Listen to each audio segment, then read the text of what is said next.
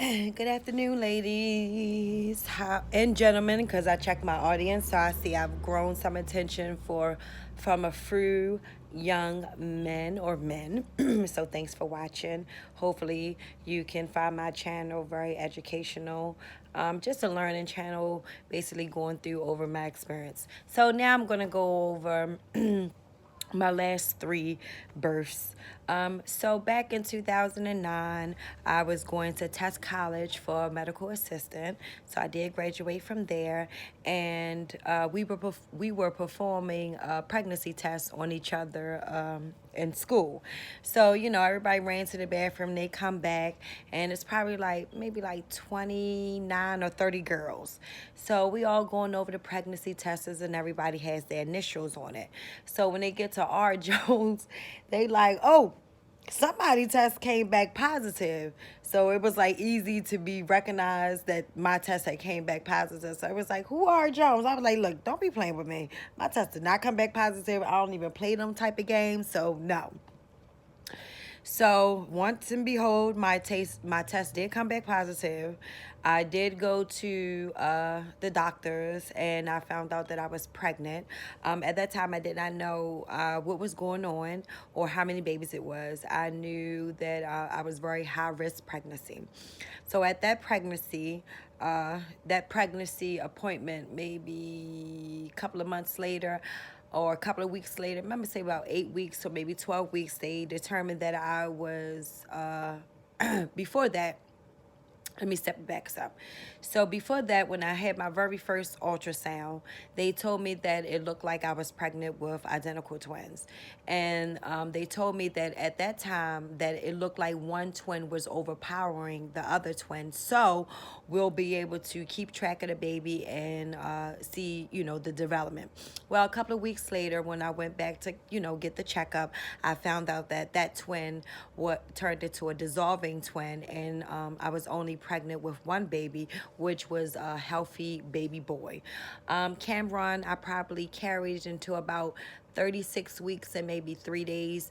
I usually can carry babies for a long time, so that was another shock with doctors by me being able to hold twins as long as my body was able to hold them 35 weeks and up. I've never ever went into pre-eclampsia or preterm labor or anything like that. So when I had my son, of course I had a scheduled C-section. And at that scheduled C-section, they told me that, it was a good idea that I could not go into labor on my own because any type of pressure or my uterus could cause, serious damages. So for that C-section, everything went perfect. Cameron came out, I think, about 5 pounds, 6 ounces, something like that. He was very healthy. I was also able to graduate and finish test college, and he was born in 2010. So after that, I took a couple of breaks from motherhood, from having babies, and I was just raising. At that time, I had both sets of my twins and my son, which was very, very hard. Plus, it was a long gap, which it was easy because I was only taking care of one baby and then the two twins. So I was happy that it wasn't twins for my fifth baby. So couple of years went by, just raising the children. 2015, maybe 2016, I got pregnant. I got married and I got pregnant with my third set of twins. They told me very soon, they ordered me a sonogram to determine how many babies it was because they knew that I've already been pregnant before. So Lord and behold, it was two babies. It happened to be, they noticed that it was two sacks, so it was another pregnancy where it's going to be twins, identical twins. That pregnancy went very well. At that time, I was diagnosed with 6-GPD, which is an iron deficiency. So I had to get iron infusions close to the C-section. When I had those twins, I went into a C-section, scheduled, went inside of there, had the babies. This time, My daughter Amina, she came out first, so that was the first twins that I've ever had where my daughter was first, and then my son came out. When he came out, they were saying that something might be wrong with him when I was carrying him, but I decided to continue on with the pregnancy because doctors had made it clear that they wasn't sure. But for 2 months, my son Muhammad hadn't grown. By that delivery, they was about 5 pounds a piece, and that's when I found out that my son Muhammad had 6 GPD, which is a blood deficiency with being anemic. Also, at that time, I noticed that Muhammad and Amina, you watch your children milestones and you notice, a different change, and you just notice things. And I noticed that my son wasn't sitting up. He hadn't been able to sit up until he was like maybe 1.5, just plain sitting up. But they just told me that sometimes boys are late bloomers. So he ended up sitting up. It took Muhammad a long time, maybe 2.5, maybe 2 years he wasn't walking. Maybe when he was like 2 years and maybe a couple of months, they decided to give my son a blood genetic testing, and that testing came out that my son had Fragile X. And that was when they told me that I was a Fragile X carrier, and each time that I have a set of twins, that the gene gets bigger, and if I have any more kids, then most likely they would have it. So Amina Muhammad came out, pretty good. Muhammad, he has Fragile X. He's 3 years old, still not talking. He's learning how to walk. He went from, walking as like regular walking. So right now, Muhammad, he just takes off running. He just, he just be running all around the place. So, after that, I really don't remember much of the conversation with the doctors as far as the delivery, how they give you like a delivery update. So, a couple of, I want to say a year, maybe a year and a half went past. I found out that I was pregnant again with my fourth set of twins. I was very excited. I was very stressful. We had went for a sonogram look at the babies and to determine if it was a set of twins or not. At that time, me and my husband was not together. So we went there, and I can remember like it was yesterday. We're sitting there, we're looking at the sonogram. She said, we're just determining to see how many babies you're having. So she put the sonogram on, my uterus, and she's looking around. She's like, oh, Miss Jones, everything looks great. We only see one baby here, so we're going to continue to look, make sure we look for the placenta, make sure the fluid around the baby is okay. So we was excited. We were sitting there like, yay, one baby, like, yes. And then she goes to say, oh, wait a minute. I'm sorry, Miss Jones, maybe I might have spoke too fast, but I do see 2 different sacs here. So it looks like you'll be having another fraternal set of twins. They were born 2018, Ayub and Yakubi. I carried them to about 35 weeks and 3 days. There was also a scheduled C-section. I had a lot of complications with my last set of twins. When I talked to the doctors, they, sometimes doctors can make errors, and sometimes when you tell them something, they don't always listen. So we found out at the 2 months before, or maybe say a month before they was planning on taking the babies from me, that I needed my iron deficiency was low, and I needed to do some iron transfusions. So I went there for about 2 weeks before my scheduled C-section. At my scheduled C-section, I talked to thousands and thousands and thousands of different doctors. They were very interested in where did the twins come from. So I was also told that, twins do run in the family, and, fraternal twins are more of something that's inherent. Um, with those twins, of course, I got them tested for 6GPD. They both came out negative. Also got them tested for Fragile X, even though Fragile X is a very rare retardation disorder, or is very rare. The doctors were telling me, because I had so many children and this was going to be my eighth and ninth child, then for sure that my sons, or at least one of them, was going to have Fragile X. So neither one of them had Fragile X. So of course I got the iron fusions, and after I got the iron fusions, maybe 2 weeks later we went in for the scheduled C-section. I was sitting there. I had to get a blood transfusion before the scheduled C-section because they were afraid that my blood count was still very low. And like I said, I didn't really know at that time, because when I had my third set of twins, I didn't know that I had bled out on the table. Doctors do a really good job, and some things they tend to hide from you. So that's why it's a good thing that after your delivery, you see a report. Because if I bled out on the table and they were unable to stop me from bleeding, maybe I would have, guess had a second guess or second thought about having another set of twins, but I was already there.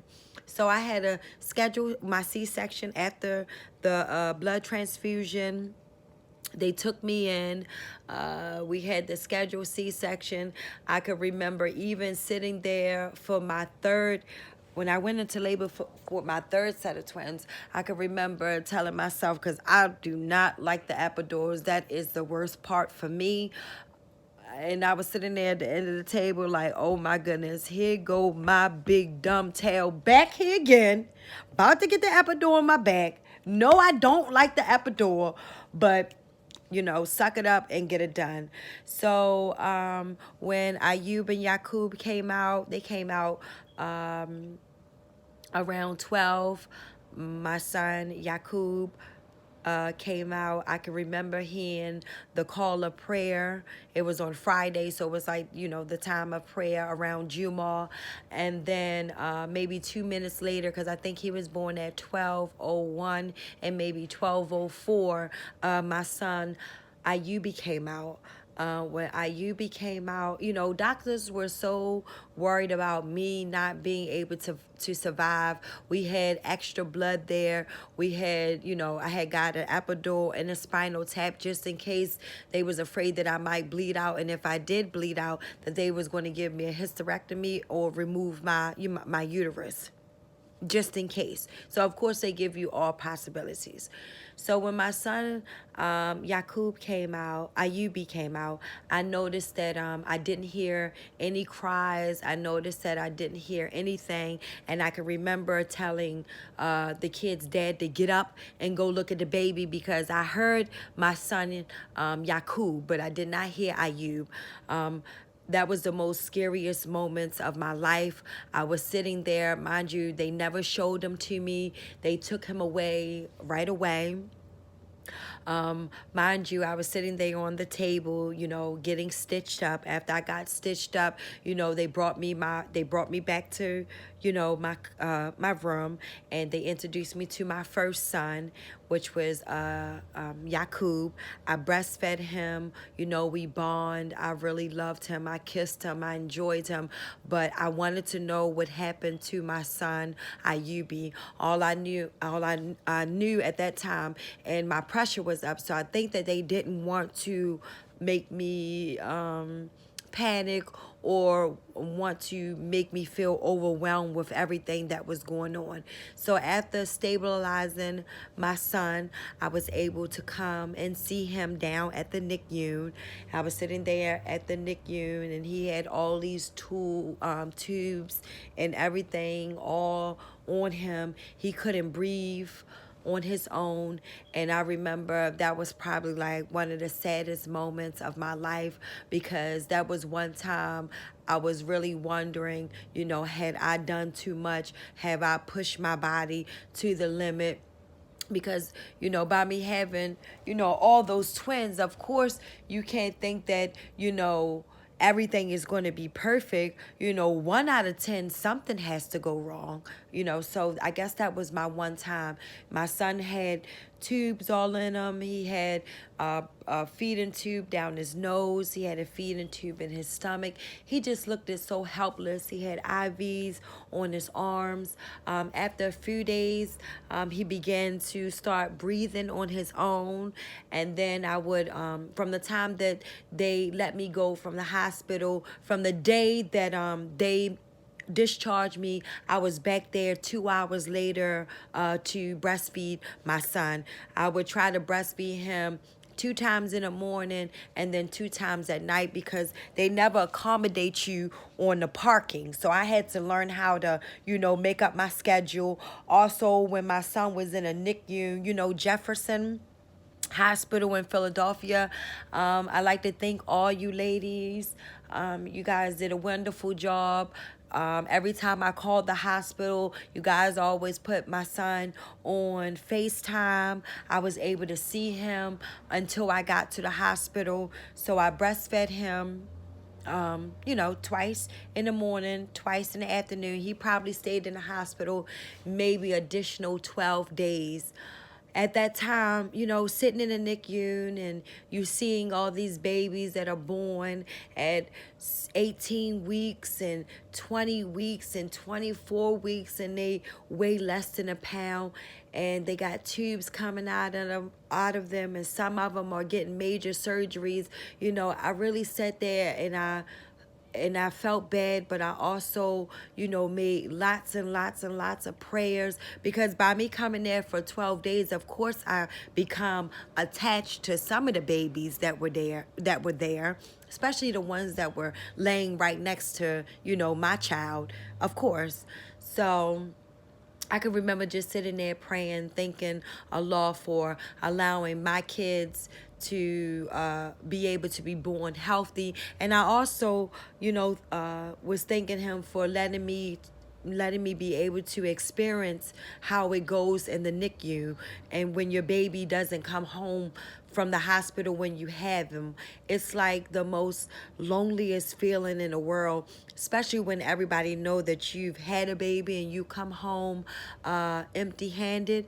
Well, I was so glad that we got past that part.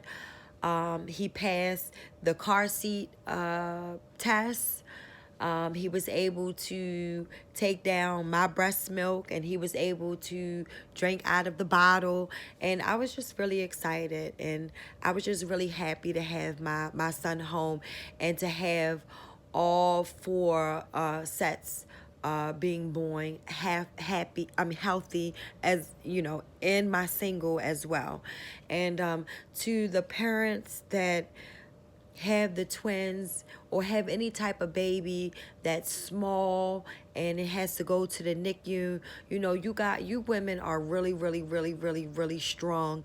And I commend you, because those 12 days was probably the worst days of my life.